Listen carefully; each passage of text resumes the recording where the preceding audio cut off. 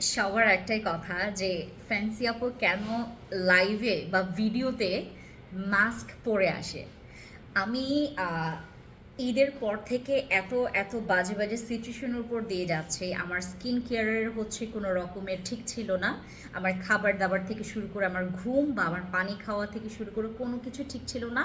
আর যার কারণে আমি আপনার যে হসপিটালে ছিলাম সেই হসপিটালের পানি ব্যবহার করে আমার ফেসের খুব বাজে অবস্থা হয়ে গেছে।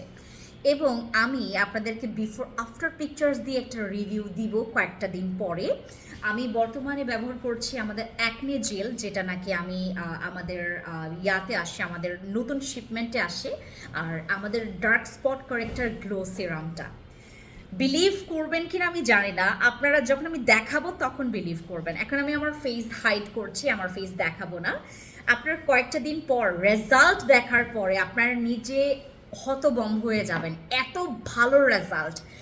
এই প্রোডাক্ট কেমনে করতে পারে আমার ফেসের যে ব্রণ বা ব্রণের দাগ, আমি এই প্রোডাক্ট ব্যবহার করি, আমি একদম গায়েব করে ফেলবো।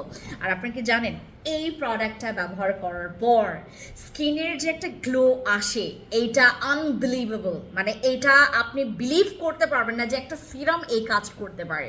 পোর্স, দাগ, আপনার ব্রণ, আপনার যাদের আনইভেন স্কিন টোন, সব কিছুর কাজ করে এই সিরামটা। অ্যামেজিং ভাই, যদি আপনি ট্রাই করেন আপনি মানে সেই দিন থেকে আপনি ফ্যান হয়ে যাবেন এটার। আর অথেন্টিকটা কিন্তু ইউজ করতে হবে, তাহলেই প্রেমে পড়বেন।